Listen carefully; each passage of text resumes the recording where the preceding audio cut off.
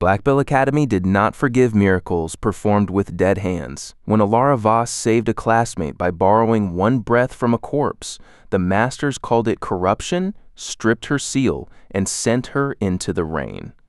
In a shop window fractured by thunder, a dead man smiled back from the mirror and offered her the lesson they had feared to teach. The Necromancer called himself Mordrin, though Elara could only see him where the world admitted reflection. He promised power, answers, and revenge wrapped in the velvet voice of a curse. "Refuse," he said, and the shadows would eat the city one name at a time. At the funeral market, grief had a price, and every stall knew how to count it. Elara found the shard sewn into a child-sized burial veil just as the Umbra choir spilled from the awnings.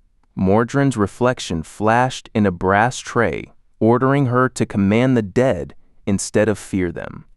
The cathedral beneath St. Orison kept ledgers for those buried without anyone brave enough to remember them. Sister Ivar guarded the shelves with a lantern and a warning: power taken from the dead always sends a bill to the living.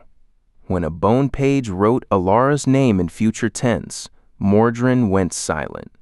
By midnight, the Western District had no shadows left on the ground because they had all stood up. They wore the voices Elara carried in secret and begged her to become cruel enough to survive. Instead, she raised the gentle dead to guide the living out of the dark. The Myanmar showed every visitor the face they tried to deserve. Elara expected monsters, enemies. Perhaps the master Mordrin had once been. Instead, every mirror revealed an older Elara standing where the Necromancer stood, her eyes emptied by triumph and her hands full of graves. On the ossuary bridge, the dead beneath the stones remembered every war the city had survived.